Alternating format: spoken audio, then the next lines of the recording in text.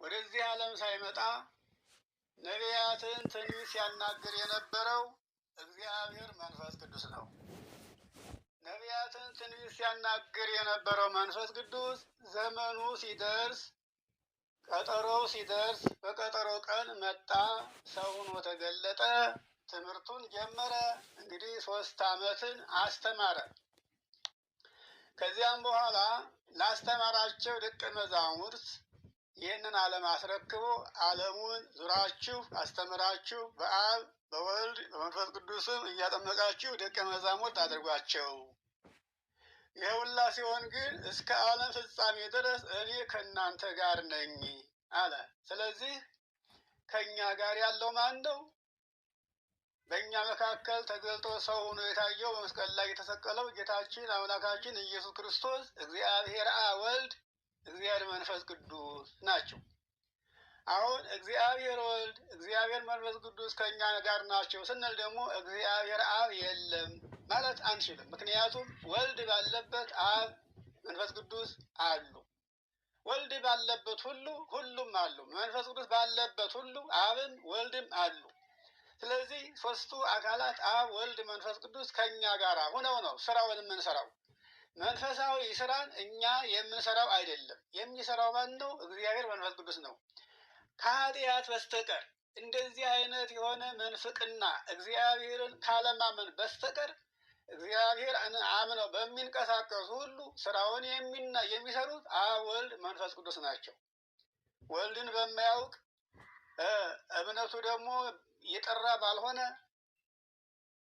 በዚህ ግን የሉበትም። ይኸው ቅድም አይተነዋል። የጌታችንን የኢየሱስ ክርስቶስን አስተምሮ የማያውቅ አምላክ የለውም ተብሎ ተጽፏል። ይሄንን በትንቢተ ኤርምያስ ምዕራፍ 23 ቁጥር 22 ላይም ምዕራፍ 23 ቁጥር 23 ላይም እኔ የቅርብ አምላክ ነኝ እንጂ የሩቅ አምላክ አይደለሁኝ ብሏል። ቅርብ ማለት እንግዲህ ክርስቶስን የሚያውቅ ራሱን አሳልፎ ለእግዚአብሔር ያስገዛ ወደ ምርምር ሳይገባ ሳያይ ያመነ ቅርብ ይሄ ነው እና ብዙኃንስ ሳያዩ የሚያምኑ ናቸው ብሎ ጌታችንም ይህንን አስተምሮ ተናግሮታል በዮሐንስ ወንጌል ምዕራፍ 12 ላይ እና ብዙኃን ማለት ሳያዩ ማመን ነው። ከሐዋርያት አንዱ ቶማስ አይቶ ስላመነ አይ ቶማስ ስላየህ አመንክ፣ ብዙኃንስ ሳያዩ የሚያምኑ ብሎታል። እና እንግዲህ እኛ ብዙ ተምረናል፣ ብዙ አውቀናል፣ ብዙ ሰምተናል። ከዚህ በላይ ግን ያልሰማነው ነገር ቢኖር የሚፈለግብን እምነት ብቻ ነው። የተሰጠንን የቤት ስራ ሳንሰራው ሌላ ውስጥ ገብተን መጠየቅም ሆነ ለማወቅም አያስፈልገንም። የተሰጠን አንድ ነገር ነው። ይህም 10ቱ ትእዛዛት ናቸው። እነሱን አልፈጸምናቸውም። እንግዲህ አትስረቅ፣ አትዋሽ፣ በሐሰት አትማል፣ እንጀራን አድርገህ ውደድ፣ አምላክህን እግዚአብሔርን ከሱ ሌላ አታምልክ፣ ሰንበትን አክብር የሚለው ዘጸአት 20 ላይ ያለው ነገር ሁሉን አልፈጸምነውም። እውነት ለመናገር እኛም ብንሆን እምነት አለን፣ ፍቅር አለን፣ ልጆች ነን እንጂ እንደ ሕጉ እንደ ትእዛዙ ጥንቅቅ አድርገን እነዚህን አልያዝናቸውም፣ አልተገበርናቸውም። እና ለሁሉም ነገር አሁን ወደ ዋናው ትምህርታችን እንገባለን። የዕለቱን ትምህርታችንን የምንማረው ኦሪት ዘፍጥረት ምዕራፍ 9 ከቁጥር 15 ላይ ያለውን ኃይለ ቃል ጀምረን እንመለከታለን እስከ 19 ድረስ ያለውን። ኦሪት ዘፍጥረት ምዕራፍ 9 ቁጥር 15 እስከ 19 ያለውን ኃይለ ቃል ስንመለከት የመጀመሪያው ላይ እንዲህ ይላል። በእኔና በእናንተ መካከል ሕያው ነፍስ ባለችው ሁሉ ሥጋ በለበሰው ሁሉ በሥጋ ሁሉ መካከል ቃል ኪዳኔን አስባለሁ። አሁን የትምህርታችን መነሻ አድርገን የምንመለከተው ቃል ኪዳኔን አስባለሁ ነው። ይህንን እንግዲህ የተናገረው ማን ነው? አምላካችን እግዚአብሔር ነው። እግዚአብሔር መቼም ቢሆን የሚዘነጋ አምላክ አይደለም፣ የሚረሳም አምላክ አይደለም።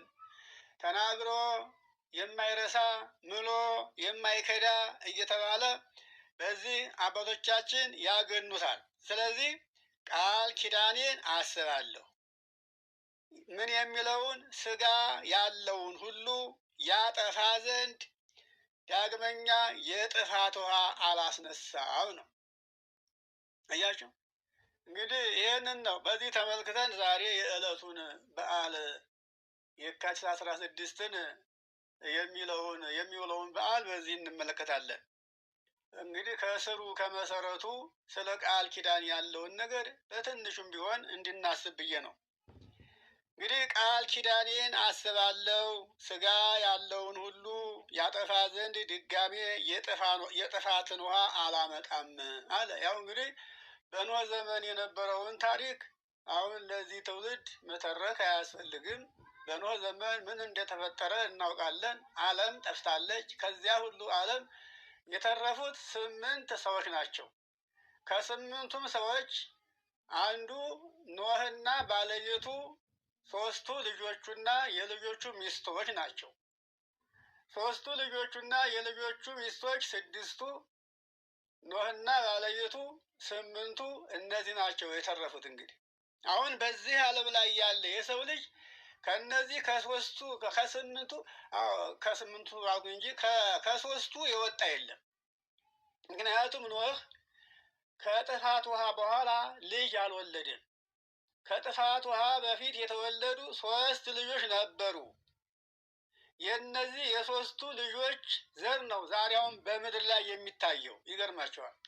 እና ይህንን ነው እንግዲህ እግዚአብሔር ለኖህ የገባለት ቃል ድጋሜ ቃል ኪዳኔን አስባለሁ ድጋሜ የጥፋትን ውሃ አላመጣም አለና እሰይም ቀስቴ በውስተ ደመና፣ አዎ ቀስቴን በደመና መካከል እዘረጋለሁ አሳያለሁ አለ። ይኸውላችሁ እንግዲህ እሰይ ቀስቲቱም በደመና ትሆናለች። በግዕዙ እሰይም ቀስቴ በውስተ ደመናት ይላል።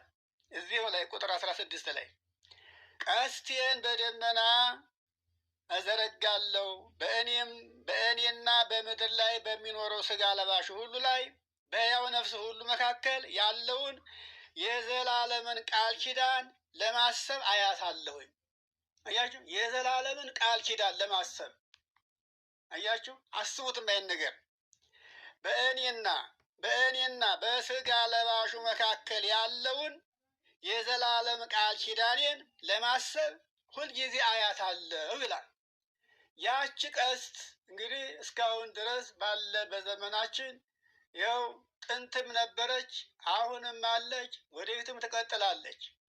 ይችም ቀስተ ደመና በሰማይ ላይ ተዘርግታ የምናያት ህብረ ቀለሟ ብዙ የሆነ ቀስተ ደመና ነች። እስቲ ያስቡት። አሁን ሰው እንደማይሰራው ይታወቃል። ይህ አምላካዊ ግብር ነው። የእግዚአብሔር ልጆች እየሰማችሁ ነው አይደለም? ይህ አምላካዊ ግብር ነው። የእግዚአብሔር ስራ ነው። የሰው ልጆች ኃጢአታቸው በበዛ ቁጥር እግዚአብሔር ቀስቱን ያሳያል። አስቡትማ፣ ቀስቱን በሰማይ ላይ ያሳያል። ቀስቱን የሚያሳይበት ምክንያቱ ምንድን ነው ከተባለ ኃጢአት ሲበዛ ነው። ኃጢአት ካልበዛ ቀስቲቱን አያሳይም እግዚአብሔር። ኃጢአት ሲበዛ አጠፋለሁ ብሎ ሲያስብ ለኖህ የገባውን ቃል በመጀመሪያ ያስብና ቀስቱን ያሳያል። ቀስቱን አሳይቶ ይመለሳል። ሲመለስ ግን ኃጢአታችሁ በዛ፣ እኔ ግን ላጠፋ ፈልጌ ነበረ፣ ግን ለኖህ የገባሁት ቃል ኪዳን ያዘኝ፣ አሰረኝ። ይኸው ኃጢአታችሁን ታውቁ ዘንድ ቀስተ ደመናዬን ዘርግቼ አሳጊቻችኋለሁ። ስለዚህ ግን ለኖህ የገባሁት ቃል ያዘኝና ተመለስኩኝ። እናንተ የጥፋት ልጆች ነበራችሁ ለማለት ኃጢአት እንደበዛ እሱም ደግሞ መቅሰፍ እንደነበረበት ሲያስብ ያችን ቀስተ ደመና ያሳያል። ይህን እንግዲህ ኦሪት ዘፍጥረት ምዕራፍ 9 ከቁጥር 15 እስከ 19 ያለውን ኃይለ ቃል ስንመለከት እንዲህ ነው የሚያደርገው የሚነግረን እና እግዚአብሔርም እንዲህ አለው ቀጥሎ ኖህን በእኔና በምድር ላይ በሚኖረው ስጋ ለባሽ በሆነው ሁሉ መካከል ያቆምኩት የቃል ኪዳኔ ምልክት ይሄ ነው። እንግዲህ ዳግም ይህንን ዓለም በንፍሮ ውሃ ላለማጥፋት የቀደመውን ጥፋት ላልመልሰው ላልደግመው በእኔና በሰው ልጆች መካከል ያቆምኩት የቃል ኪዳኔ ምልክት ይሄ ነው አለ።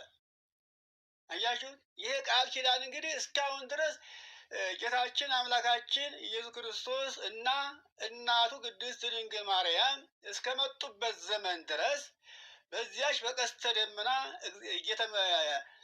በዚያች በቀስተ ደመና ምክንያት ያችን ምልክት እያሳየ እግዚአብሔር የሰው ልጆችን ከጥፋታቸው እንደ ጥፋታቸው መጠን ሳያጠፋቸው ያን ያክል ዘመን አሳልፏል። አያችሁት? ያን ያክል ዘመን አሳልፏል።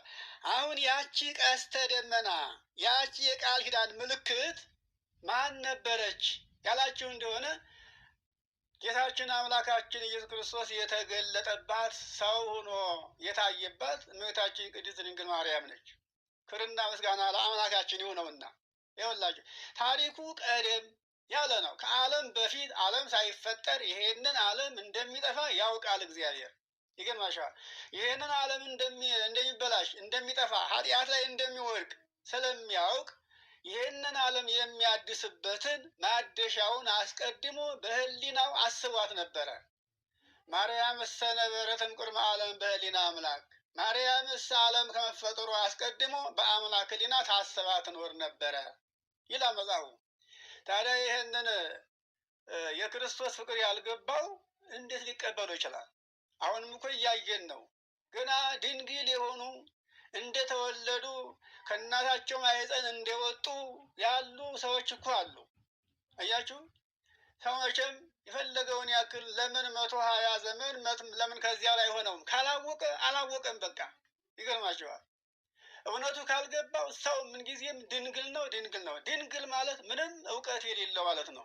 እመቤታችን ቅድስት ድንግል ማርያምን ድንግል በህሊናሃ ወድንግል በስጋሃ፣ በህሊናዋም ድንግል በስጋዋም ድንግል እንላታለን አይደለም።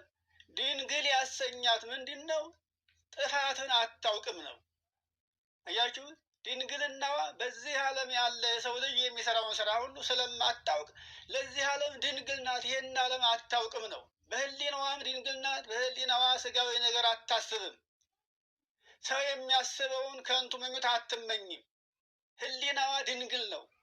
ክፉ ነገር አያውቅም። ድንግል በስጋ ስጋዋም ድንግል ነው። ሰው የሚረክሰውን ርኩሰት አታውቅም። በሴቶች ላይ ያለው ልማድ እንኳ አያውቃትም። ይገርማችኋል። ይሄ ነው እንግዲህ አያችሁ። ለዚህ ነው ምንም የክፉ ስራ የኃጢአት ስራ ሰዎች የሚሰሩት በሰዎች ዘንድ ያለ ድካም አያውቃትም። ይሄን አታውቀውም ሲል ላለማወቋ ነው ድንግል የተባለችው።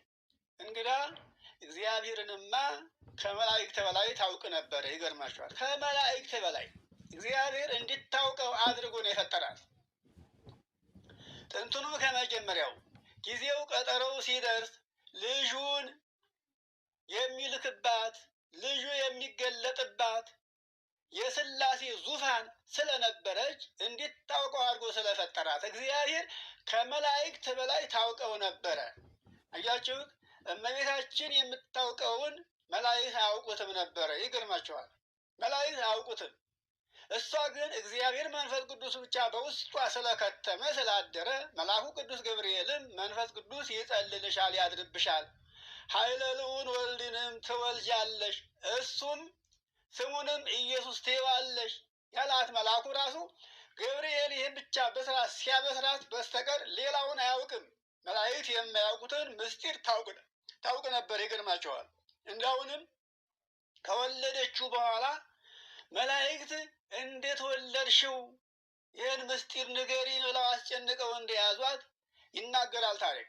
እመቤታችንም እንኳን ልናገረው አይደለም ሳስበው ራሱ ሰውነቴ ይንቀጠቀጣል፣ እንዴት ልነግራችሁ እችላለሁ ስትላቸው አስጨነቋል። እንግዳስ ንገሩኝ ካላችሁ እጄን እግሬን ያዙኝ፣ ይህን ለመናገር ሳስብ አይደለም ሳስበው በራሴ ሰውነቴ ይቀልጣል አለቻቸው።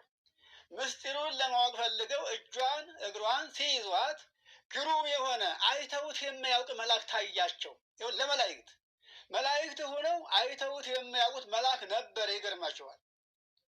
አይተውት የማያልቅ ከነሱ እጅግ በጣም ግሩም የሆነ መልአክ ሲታያቸው እንደ ቅጠል ረገፉ ይላል።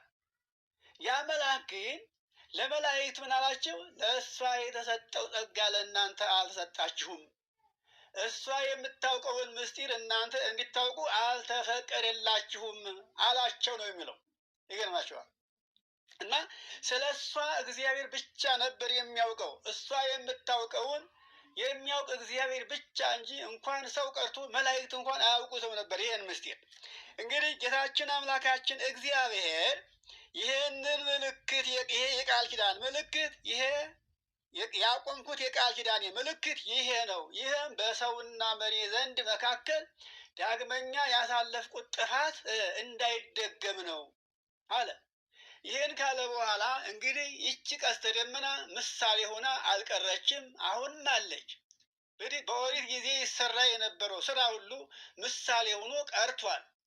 የቀረው ቀርቷል። አማናዊ የሆነው አማናዊ ሆኖ እየቀጠለ ነው ያለው። ለምሳሌ ታቦተ ጽዮን ብንል ለሙሴ የተሰጠችው ጽላተ ሙሴ ምሳሌ ነበረች። አማናዊት የሆነችው የተገለጠችው የክርስቶስ ማደሪያ ሆና የታየችው ድንግል ማርያም ነበረች። ድንግል ማርያም ስትፈጠር የሙሴ ኦሪት ቀረች።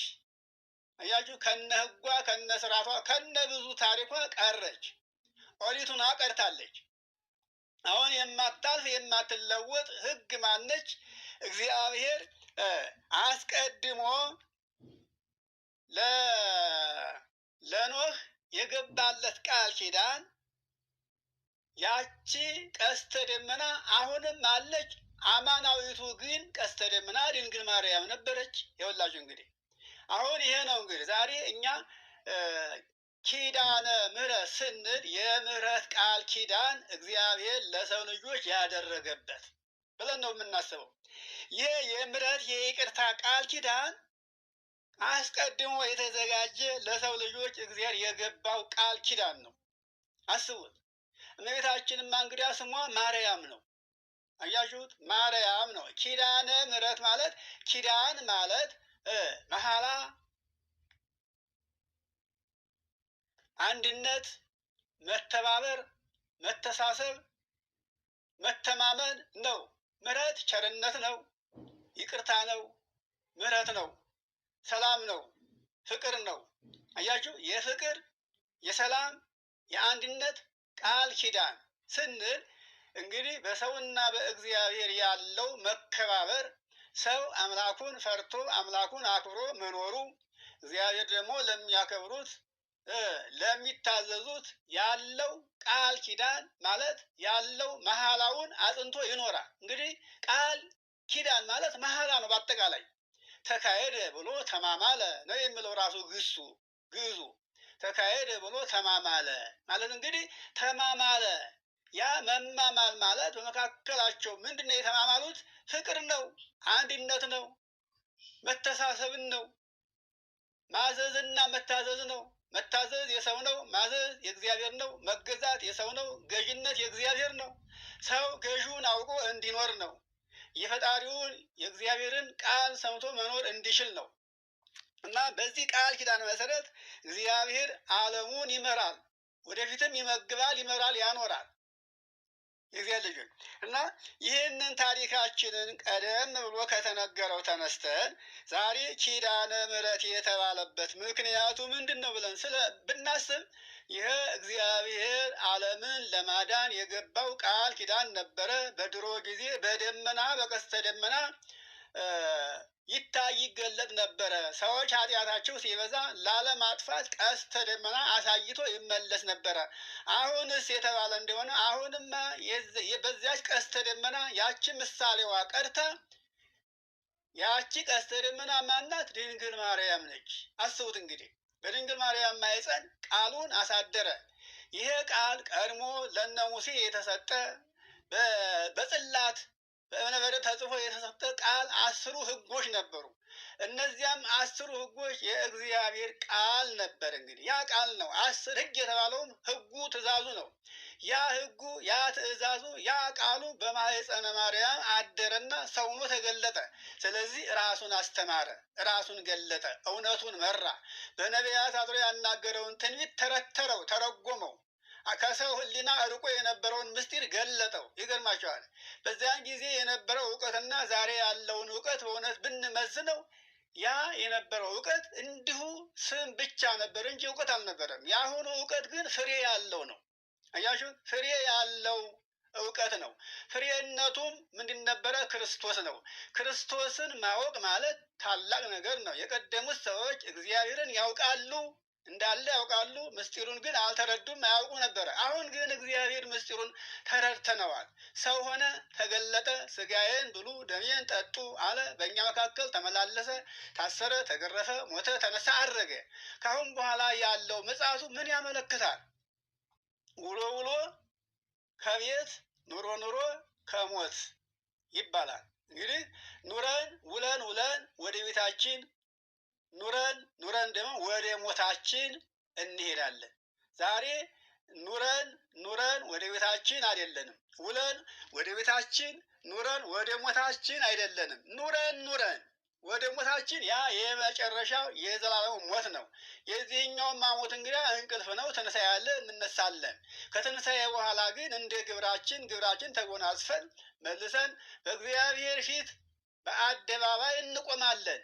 የምንቆመውም ደግሞ ዋጋችንን የድካማችን ዋጋ ለማግኘት ነው። ስለዚህ ያን ጊዜ ሀፍረት እንዳይሆን፣ ለቅሶ እንዳይሆን፣ ጸጸት እንዳይሆን ካሁኑ ሰው ምን መሆን አለበት? ለራሱ ለአንደበቱ ልጓም ሊኖረው ይችላል። አያችሁት?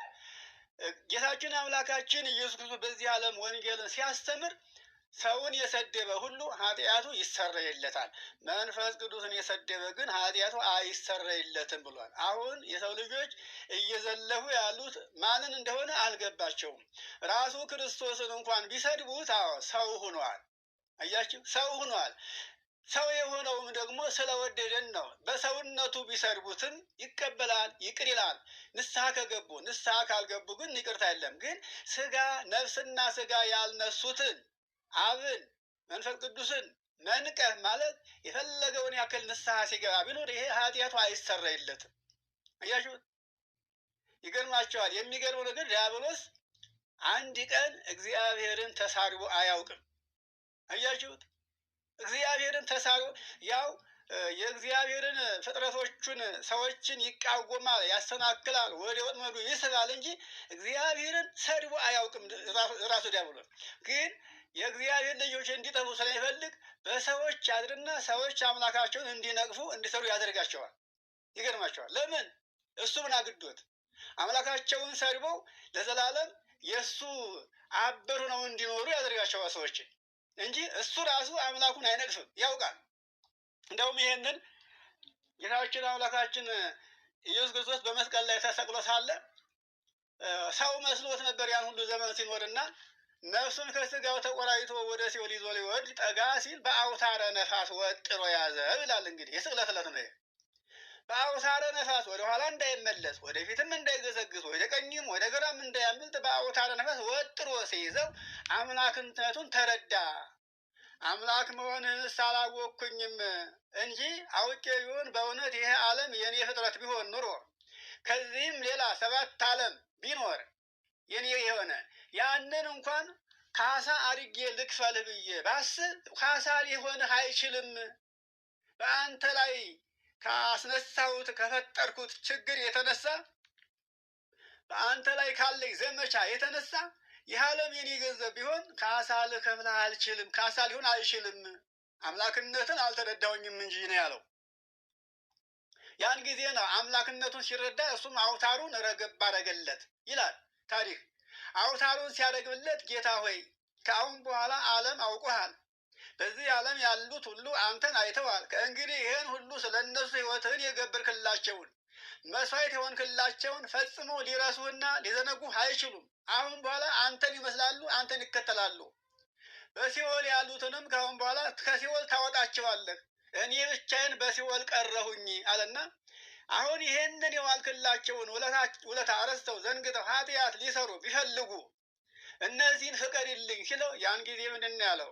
እንደዚህ ለእነሱ ብዬ ሰው ሁኜ ተገልጬ በምድር ላይ ተሰድጄ ተርቤ ተጠምቼ ታስሬ ተገርፌ በጾም በጸሎት ሁሉን ነገር አድርጌላቸው ይህን ዘንግተው ኃጢአት ካማራቸው እነሱንስ እንደ ፍርፋሪ ልቀማቸው ብሎ ይህን ፈቅዶለታል። አያችሁ፣ ዲያብሎስ ኃጢአተኞችን እንደ ወፍ ነው የሚለቅማቸው።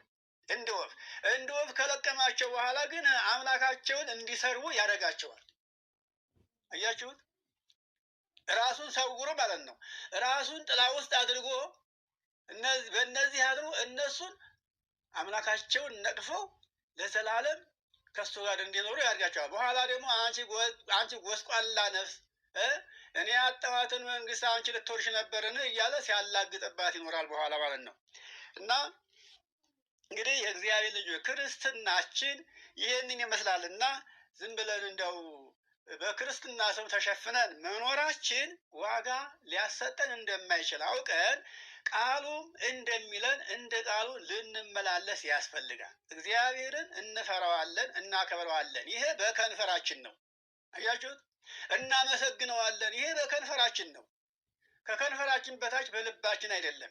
ይሄ ምስጋናችን፣ ይሄ ውዳሴያችን፣ ይሄ አክብሮታችን ከከንፈራችን በታች በልባችን ውስጥ ቢሆን ኑሮ አምላካችንን እግዚአብሔርን ክፉ ነገር አስበን በአንደበታችን ተናግረን ሰውን አሳዝነን ኃጢአት ላይ ወድቀን ልባችንንም ሆነ ስጋችን አርክሰን አናሳዝነውም ነበረ። ይኸውላችሁ እኛ እኮ ዙፋን ነን። እኛ ዙፋን ነን። እስቲ ቤታችን ገብተን መቀመጫችን፣ አልጋችን እንደው ዶሮ ወጣ ቆሻሻዋን ጥላበት ወይም ድመት ወጣ ረጋግጠው ብናገኘው እንቀመጥበታለን? ያንን ነገር እስኪ ያስቡት። ወንበሩም ሶፋውም አለ፣ አልጋውም አለ። በቤት ውስጥ ደግሞ ውሻ አለ፣ ድመት አለ፣ ዶሮዎች አሉ። እነዚህ ሁሉ ቢረጋግጡና ኩሳቸውን ቢጥሉበት እኮ ያን ነገር እኛ አናርፍበትም። ይኸውላችሁ እኛ ዙፋን ነን። የማንም ዙፋን? የእግዚአብሔር ዙፋን ነን። በድንግል ማርያም ማኅፀን አደረ ማለት ሁላችን ዙፋን ነን። በሁላችን ላይ የሚያድረው መንፈስ ቅዱስ የተሰጠን ለሁላችን ነው። ይህ ደግሞ ሐዋርያት ጌታችን አምላካችን ኢየሱስ ክርስቶስ በዚህ ዓለም ያለውን ስራውን ጨርሶ ካረገ በኋላ ከእርገቱ በኋላ በ10ኛው ቀን የወረደው መንፈስ ቅዱስ ለሁላችን የተሰጠ ያልተመለሰ ዛሬም ከእኛ ጋር ያለ ነው። አያችሁ፣ ዛሬም አለ። ዓለም እስከምታልፍ ድረስ ከእኛ ጋር ነው፣ አይመለስም። ስራውን እየሰራ ነው ያለው። ኃጢአት ስንሰራ ይርቀናል፣ ስንመለስ ደግሞ በእኛ ላይ አድሮ መንፈሳዊ ስራ ይሰራል። የእግዚአብሔር ልጆች፣ ስለዚህ ምን ለማለት ፈልጌ ነው? እንግዲህ እናታችን ቅድስት ድንግል ማርያም ያቺ የመጨረሻዋ ቃል ኪዳን እግዚአብሔር የተናገራትና ያሰባት ለሰው ልጆች ያሰበው ይሄ ነበረ። ሰው የማያውቀው እግዚአብሔር ብቻ የሚያውቀው ምስጢር ይሄ ነበረ። ይገርማቸዋል። ሰው አያውቀውም ይሄን ምስጢር፣ የሚያውቀው ግን እግዚአብሔር ነው። እሱ ለወዳጆቹ ያዘጋጀው ታላቁ ምስጢር ይሄ ነው። ይህንን ሐዋርያ ቅዱስ ጳውሎስ አንደኛ ቆሮንቶስ ምዕራፍ 2 ላይ ከቁጥር 9 ጀምረን ስንመለከት የምናነበው ኃይለ ቃል አለ። ይሄ ከዚህ ጋር የተያዘ ቃል ነው። እሱን ገብተን መመልከት፣ ማየት፣ ማነብ እንችላለን።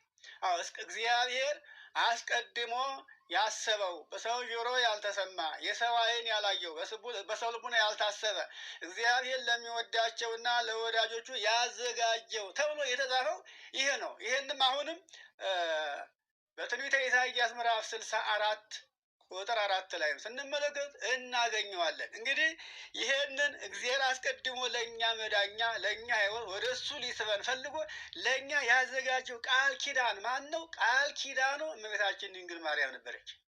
ኪዳን ማለት ኪዳነ ምሕረት፣ ምሕረት ነው፣ ይቅርታ ነው፣ ቸርነት ነው፣ ድህነት ነው፣ ለውጥ ነው። የለውጥ ቃል ኪዳን፣ የምሕረት ቃል ኪዳን ስንል ኪዳን የሚለው ደግሞ መሐላ፣ ምህላ አሎ መተማመን ክዳት፣ ሽንገላ የሌለበት ነው። እኛ ራሳችን ካልካድን በስተቀር እግዚአብሔር አይክደንም። አያችሁ፣ ራሳችን ስንክድ ራሳችን ክደን ኃጢአት ስንሰራ ያን ጊዜ እግዚአብሔር ሳያሰናብተን በራሳችን የጠፋ ነው። ይኸውላችሁ አንዳንድ ልጆች እናት አባታቸው ሳያሰናበቷቸው ሰራተኛም ቢሆኑ አሰሪዋ ሳታሰናበታት በራሷ ውልቅ ብላ ትሄዳለች። ወንድም ቢሆን ሰራተኛ ሆኖ በራሱ ውልቅ ብሎ ይሄዳል። ልጅም ቢሆን ከእናቱ ከአባቱ መውጣት ይፈልግና እናት አባቱ ሳያውቁ ተሾልኮ ይጠፋል። አያችሁት? እናት አባት ግን በኋላ ፍለጋ ይገባሉ። አስቡትማ፣ ሰራተኛም ሳትበደል ልጅም ሳይበደል እንዲሁ በጥጋብ ኮብለው ይሄዳሉ። አሁን እኛ በራሳችን ጥጋብ ተፈንቅለን የወጣ ነው። ከየት ነው? ከእግዚአብሔር ቤት ነው። በራሳችን ጥጋብ ስሜታችን መግዛት አቅቶን ስሜታችን እየነዳን ማለት ነው። ራሳችን መቆጣጠር ሲያቅተን ስጋዊ ፍላጎታችን ለማርካት ስንል ከእግዚአብሔር ፈቃድ ኮብለን እንወጣለን። ከወጣን ደግሞ አንመለስም። የምንመለስበት ጊዜው ሩቅ ነው የሚሆነው። አያችሁ፣ እግዚአብሔር ዝም ሲለን፣ ሁሉን ነገር ሲነሳን፣ መሄጃ ስናጣ፣ መግቢያው ሲጠፋን ያን ጊዜ ኃጢአታችንን አስበን ንስሐ ለመግባት እንዘጋጃለን፣ እንፈልገዋለን። እሱ ደግሞ አይጨክንም። ይህንን በሉቃስ ወንጌል ምዕራፍ 16 ላይ ያለ ኃይለ ቃል ብንመለከት እናገኛለን። ምን ይላል? አንድ ባለጸጋ ሰው ነበረ። 2 ልጆች ነበሩት። ታናሹ ልጁ አባቴ ከገንዘብ የሚደርሰኝን ከፍለህ ስጠኝ አለው። አባቱም እምቢ አላለውም፣ ከፍሎ ሰጠው። ያ ልጅም ከአባቱ ያገኘውን ገንዘብ ተቀብሎ ወደማያውቀው ሀገር ሄደ። ያንን ሀገር ከማንም ጋር እየደነሰ ማለት ነው፣ እየደነሰ እየጨፈረ ኃጢአት እየሰራ ገንዘቡን ጨረሰ። ገንዘቡ ሲያልቅ ሰው ቤት ገባ፣ ሎሌ ሆነ። ሎሌነቱም ደግሞ እሪያ ጠባቂ ነበረ። ያም ሲሆን ደግሞ ምግብ አይሰጠውም ነበረ። ከችግሩ የተነሳ ለእሪያ የሚቀረውን አሰር ሊበላ ይፈልግ ነበረ፣ ግን ማንም አይፈቅድለትም። አያችሁ፣ መሄጃ ሲያጣ በአባቴ ቤት ስንት ሰራተኛ ሞልቷል፣ ሰራተኛው ሁሉ ጌታ ሆኖ እየበላ እየጠጣ ይኖራል። እኔ ግን በአባቴ ቤት ሁሉ ተርፎ እንዲህ ስደተኛ ሆኜ ልሙትን? ከአሁን በኋላ ወደ አባቴ ተመልሼ ልጁ እንኳን ባልሆን እንደ ሰራተኛ ሆኜ መኖር እችላለሁኝ አለ። ተመለሰ። አያችሁት? ሲመለስ ግን አባቱ አየውና አዘነለት፣ ተቀበለው ይላል። ይኸውላችሁ ሰንጋውን አረደለት ነው የሚለው። እንግዲህ ታሪኩን እስከዚህ ካነበብነው ይበቃል። ያ ባለጸጋ ማን ነው? እግዚአብሔር ነው። ያ ትንሽ ልጅ ማን ነው? የሰው ልጅ ነው፣ አዳም ነው። አስቡትማ ወንጌል ላይ ያለው ትርጓሜ ስንመለከተው ይህን ነው የሚነግረን። እና እግዚአብሔር እኛ በራሳችን ፈንቅለን ስንወጣ ዝም ይላል። የምንሄድበትን፣ የምናስበውን፣ የምንሰራውን ቀድሞ ያውቃል። ዝም ይላል።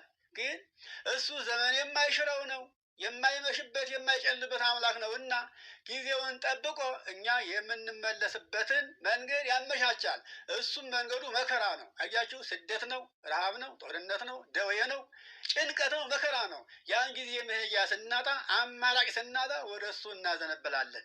እሱ ደግሞ እጁን ዘርግቶ ይቀበለናል። ሲቀበለን ደግሞ ንስሐ ግቡ፣ የሰራችሁን ኃጢአት ለካህን ንገሩ። ጌታችንም ብዙዎችን አድኖ ሂድና ኃጢአትን ለካህን ንገር ተናዘዝ ነበር የሚለው በወንጌል ሲናገር ይገርማቸዋል። እሱ አድኖ እኮ ነው። አዳኙ እሱ ነው። ፈዋሹ እሱ ነው። ተቀባዩም እሱ ነው። ሂድና የሰራውን በደል ለካህን ተናገር ይላል። አያችሁት? እኔ ራሴ ካህን ነኝ እንኳን እኔ ልናዝህ፣ እኔ ንስሐ ልስጥህ አላለም። ለካህኑ ክህነትን ያደለው እሱ ሆኖ ሳለ ሂድና ለካህኑ ንገር ነው ያለው። ይገርማቸዋል። ስለዚህ አሁንም ቢሆን እንግዲህ ይሄ ቃል ኪዳናችን እግዚአብሔር አስቀድሞ የገባውን ቃል ኪዳን በማን ያጸናው ያላችሁ እንደሆነ በማን ፈጸመው ስንል በእናታችን በቅድስት ድንግል ማርያም ፈጸመው። የመጀመሪያቱ ቃል ኪዳን እሷ ነበረች። እኛን ለማዳን የወሰናት ያዘጋጃት፣ ቃሉን ሊያሳድርባት ያዘጋጃት ቃል ኪዳን እሷ ነበረች። ስለዚህ ምን ተባለች? ኪዳን ተባለች። ኪዳን የምን ኪዳን? የምሕረት ኪዳን፣ የይቅርታ ኪዳን፣ የቸርነት ኪዳን፣ የደስታ ኪዳን፣ የልጅነት ኪዳን። አያችሁ፣ ኪዳን ማለት እንግዲህ እናትና ልጅና አባት ላይለያዩ አባትና ልጅ ሆነው ሊኖሩ፣ አባት እንደ አባትነቱ አባት ሆኖ ሊኖር፣ ልጅም እንደ ልጅነቱ አባቴ ብሎ ተከብሮ ሊኖር ኪዳን መገናኛችን መሰላላችን እሷ ነች። ይቺ አስቀድሞ ያዕቆብ እንኳ በሎዛ ተራራ ላይ በሎዛ በረሃ ላይ ያያት መሰላል ይቺ ናት። እንግዲህ አስቡት። ይሄንን እዚህ ኦሪት ዘፍጥረት ምዕራፍ 28 ላይ ይመስለኛል እና እዛ ላይ ነው የምናገኘው። ምዕራፍ 28 ላይ ነው የርቀተኛ ነው ብዬ ነው የምናገረው እና ያዕቆብ ነው ይችንም በሎዛ በረሃ በሎዛ ተራራ ላይ ያያት። አዎ ልክ ነኝ።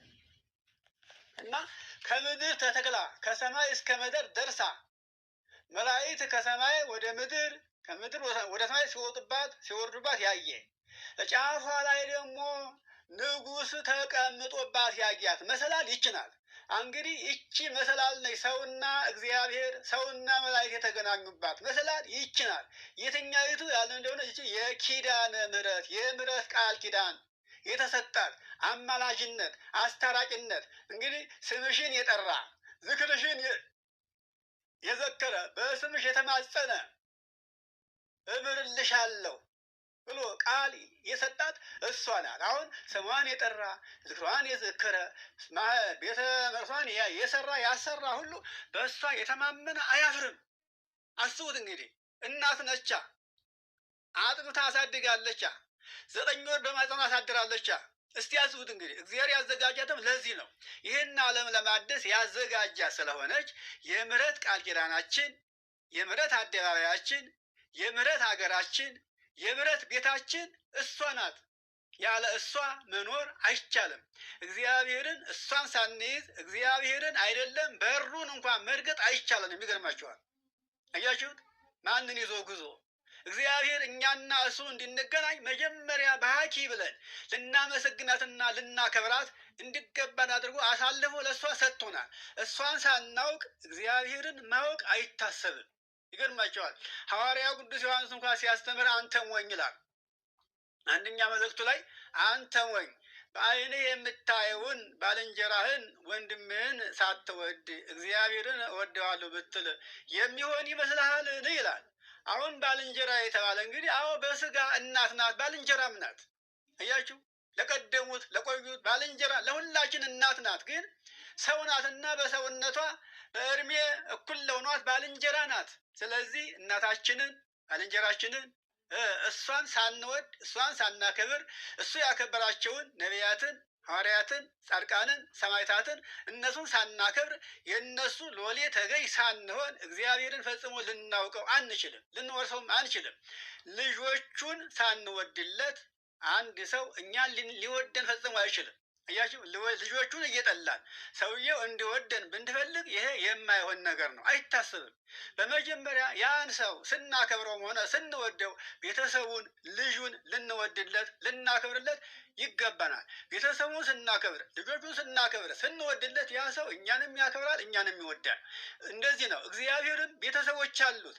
ቤተሰቦቹም ጌታችን አምላካችን ኢየሱስ ክርስቶስ ሰው ሆኖ ያስተማራቸው 120 ቤተሰቦች አሉት። በኋላ የበዙ አሁን እንኳን ሁላችን ቤተሰብ ነን። አያችሁ፣ እነዚያ ተመርጠው ዛሬ ስም አጠራራቸው እንዳይጠፋ ቤተ መቅደስ ታንጾላቸው የሚቀደሱ የሚሰለሱ የሚመሰገኑ ከሞቱ በኋላ እንኳን አምላካቸውን የሚያስመሰግኑ ጻድቃን ሰማዕታት አሉት እግዚአብሔር።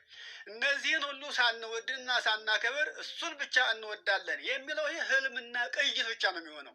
ክርስቲያን የሆነ ሰው ሁሉ አምላኩ እግዚአብሔር ያከበረውን የወደደውን ሁሉ ወዶ መኖር አለበት። እንኳን እግዚአብሔር ላከበራቸው አይደለም በዚህ ዓለም እንኳን በሰው ተመርጠው የተከበሩትን ሰዎች እንኳን ካላከበርን መኖር አንችልም። አያችሁ፣ ወይም እንገደላለን ወይም እንሰደዳለን፣ ንብረታችን ይወረሳል። ይኸው በሰው እጅ ለዚያውም በራሳችን እጅ መርጠን ይመሩናል ብለን ያከበርናቸው ሰዎች ካከበርናቸው በኋላ እንደ ቃላችን ምን ዝቅ ብለን ካልተገዛን ለሕጉ ተገዥ ካልሆን ያሳዱናል፣ ይገርፉናል፣ ይገሉንማል። አያችሁ፣ በዚህ ያለው እንኳን እንዲህ አለ። በእግዚአብሔር ታዲያ እንዴት እንዲህ አለ አይታሰብ አለ። ዛሬ እግዚአብሔርን የሚያሳድደውን ይውት እስቲ ያስቡት። እንግዲህ አምላክ እንዳልሆነ አስበው የሚናገሩ ነቢያቶቹን የሚያቃልሉ እናቱን የሚንቁ ብዙዎች ናቸው። ከእነዚህ ጋር ነው እየዋልን ያለ ነው።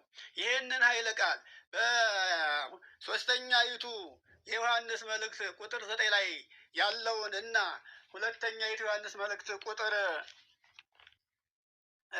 ስንት ላይ ነው? እስቲ ቆይ ላውጣው። ያለውን ኃይለ ቃል ስንመለከት ምንድን ነው የሚለን? ይገርማችኋል። የሚናገረው አንድ ኃይለ ቃል አለ። ይኸውላችሁ ኢየሱስ ክርስቶስም በስጋ እንደመጣ የማታምን መንፈስ ሁሉ ከእግዚአብሔር አይደለችም ይላል። ይህም ደግሞ የክርስቶስ ተቃዋሚ ነው ይላል። ይኸውላችሁ አሁን በእውነት ለመናገር የክርስቶስ ተቃዋሚ ከሆነው ሁሉ አብረን እያወራን ነው፣ እየተናገረ ነው። ግን በእርግጥ የሚያምን እየመሰለን እውነቱን የሚያውቅ እየመሰለን ነው። አንዳንድ ጊዜም እንኳን ከእነሱ ጋር ብንጫጫም ምናልባት አምኖ የእግዚአብሔር ቤተሰብ ይሆናል እያልን እያሰብን ነው። እና ክርስቶስ ኢየሱስ ክርስቶስ በሥጋ እንደተገለጠ የማታምን መንፈስ ሁሉ ከእግዚአብሔር አይደለችም። ይሄ የክርስቶስ ተቃዋሚ መንፈስ ነው። ይሄም ደግሞ እንደሚመጣ ልጆች ሰምታችኋል፣ ታውቃላችሁ። አሁንም እንኳን አለ። ይኸው ልጆች ሆይ እናንተ ከእግዚአብሔር ናችሁ። አዎ ይህን ዓለም አሸንፋችሁታል፣ አሁንም አሸንፉት። በዓለም ካለው በዚህ ዓለም ካለው ይልቅ በእናንተ ዘንድ ያለው ታላቅ ነው። በእኛ ዘንድ ያለው ማን ነው? እግዚአብሔር ነው። ምክንያቱም ከእግዚአብሔር የሚበልጥ ነገር የለም። የሚበልጠውን ነው የያዝነው፣ አናፍርበትም። አዎ የሚያፍሩ በኋላ ነው የሚገለጡት። አሁን ግን የማያፍሩ ይመስላቸዋል። ኋላ ጥርሳቸውም ቢያገጡ ከንፈራቸውም ቢነክሱ ትርጉም የለውም። አሁን ላይ ነው ሰው ሆኖ ለመገኘት መጣጣር ያለብን፣ መርከም ያለብን የእግዚአብሔር ልጆች ከሆነ አሁን ነው።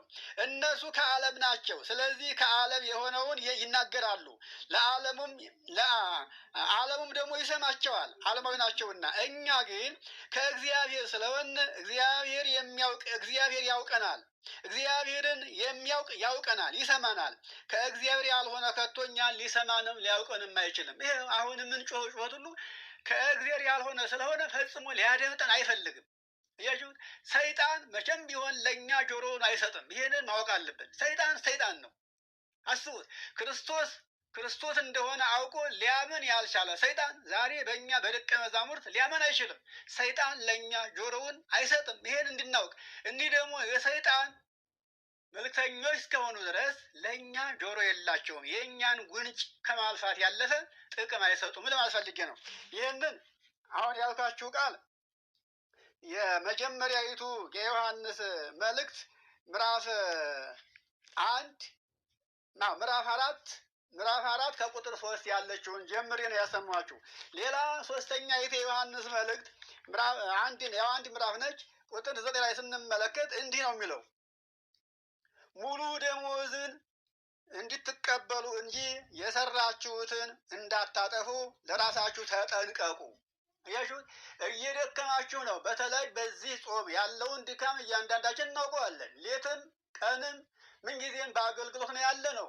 በዝማሬ በማስተማር በመማር በሰዓታት በቅኔ ማህሌት አገልግሎቱ ካህን ሳይል ምዕመናን ሳይለዩ ምዕመናን እንደ ግድግዳ እንደ አጥር ሆነው ዙሪያውን ቁመው እናገለግላለን። ስለዚህ ደመወዛችን እንግዲህ ዛሬ እግዚአብሔርን አንድ ዋጋ ፈልገን አንድ ስራ ይዘን እያገለገልን ያለን ሰዎች ስለሆነ ምን አለ? እንዲህ አለ። ቁጥር 8 ጀምር ያውና ይምነግራችሁ፣ ሙሉ ደመወዛችሁን እንድትቀበሉ እንጂ የሰራችሁትን እንዳታጡ ለራሳችሁ ተጠንቀቁ አለ። ይህን ካለ በኋላ ለሚወጣ አፈን ግጦ ለሚሄድ እያችሁ ለሚኮበልል ማለት ነው። ለሚወጣ ሁሉ በክርስቶስ ትምህርት ለማይኖር ሰው አምላክ የለውም። በክርስቶስ ትምህርት ለሚያምን ግን አብና ወልድ ያሉት። ስለዚህ ማንም ወደ እናንተ ቢመጣ ይህንም ትምህርት ባያስተምር እናንተ የምታውቁትን ባያምን ማለት ነው፣ በቤታችሁ እንኳን አትቀበሉት፣ ሰላምም አትበሉት። ሰላም የሚለው ሰው በራሱ በክፉ ስራው ይተባበረዋል ነው ይላል። አያችሁት? እግዚአብሔር ልጆች ይህንን እንድናውቅ ያስፈልጋል። ዛሬ አሁን ስለ ቃል ኪዳን ስለ ኪዳነ ምሕረት ብለን ብዙ ብንናገር እንኳን ኪዳነ ምሕረትን አይደለም ራሱን እግዚአብሔርን መቀበል ያቃታቸው ሰዎችን እያየን ነው፣ እየሰማን ነው። ይገርማል። በእኛ ዘመን እንዲህ አይነት ትውልድ አለ ብዬ እኔ ገምቼ አላውቅም ነበረ። ይህንን የማስበው በቀደሙት አባቶቻችን ነበረ አለ ብዬ የማምነው እንጂ አሁን እግዚአብሔርን የማያውቅ ፍጹም የሆነ ከሃዲ አለ ብዬ አልገመትኩም ነበር። ግን እግዚአብሔር በጆሮ በዓይኔ አሳየኝ፣ በጆሮ የማሰማኝ የሚገርም ነገር ነው። እና አሁን እንግዲህ የትምህርታችን መነሻውን ነግሬያችኋለሁኝ። የተነሳንበት ስለሱ ቃል ነው። ስለዚህ ቃል ነው። ይህንን ኦሪት ዘፍጥረት ምዕራፍ 9 ያለውን ኃይለ ቃል ሁላችሁም በትኩረት እንድትመለከቱት። ይሄ ከመጀመሪያ የተነገረ ምሳሌ ነው። እውነተኛይቱ ኪዳነ ምሕረት የምሕረት ቃል ኪዳን የተገባላት የተሰጣት እናታችን ድንግል ማርያም መሆኗን እንድታውቁ ምሳሌውን ከዚህ ጀምራችሁ እንድትረዱ ለማለት ፈልጌ ነው። ይህንንም እንግዲህ ዘፍጥረት 9:15 ላይ ጀምሮ ያለው ኃይለ ቃል ቃል ኪዳኔን አስባለሁ ስጋ ለባሽ የሆነ ሁሉ ዳግመኛ እንዳይጠፋ ቀስቴን በደመና አሳያለሁ። አሁን ዋናይቱ ቀስት ድንግል ማርያም ናት። በስጋ ተወልዳ ሰው ሆና አምላክን ያስተናገረችው እሷ ነች። ስለዚህ የቃል ኪዳኔ ምልክትም ይሄ ነው ብሏል። የእግዚአብሔር እንግዲህ ለሰው ልጆች የገባው ቃል ኪዳን ምልክቱ እናታችን ድንግል ማርያም ናት። እሱም ደግሞ ከእሷ የተገኘው የተወለደው ልጇ ጌታችን አምላካችን ቃሉ ነው። ይሄንን ቃል ደግሞ እግዚአብሔር ሰጥቶናል። ከእንግዲህ ወዲህ ሰው ሆኖ አናገኘውም። ተገልጦ አይመጣም። ሊሞትም ሊሰቀልም አይመጣም። ሊያስተምርም አይመጣም። የሚያስተምረንም አስተምሮቱ በእኛ በእያንዳንዳችን አድሮ ያስተምራል፣ ይመክራል። ስለዚህ ከአሁኑ ራሳችንን እንግዛ፣ ወደ ማስተዋል እንመለስ። ማስተዋል ደግሞ ለወጣት ነው የተሰጠው። ሽማግሌ ካረጀ በኋላ እንኳን ሌላውን ሊያስተውል ራሱንም ይዘነጋል። አያችሁት? መብላቱንም መጠጣቱንም ሁሉ ይረሳዋል። አስቡት፣ የት እንዳለ እንኳን አያውቅም። ሰው ካረጀ በኋላ እንደ ሕፃን ነው የሚታሰበው። ዛሬ ነው እግዚአብሔርን ማሰብ የምንችልበት። ኃጢአታችንን አስበን ከኃጢአት መውጣት ያለብን፣ ራሳችንን መግዛት ያለብን አሁን ላይ ነው። በራሳችን መፍረድ፣ በራሳችን ላይ ራሳችንን መግዛት ያለብን አሁን ነው ለማለት ፈልጌ ነው። የመከረን ያስተማረን አምላካችን እግዚአብሔር ክብርና ምስጋና ለእርሱ ይሁን። ደግሞ እኛም ሰምተን ለመጠቀም ያውቃል። ይቆየን። ወስብሐት ለእግዚአብሔር።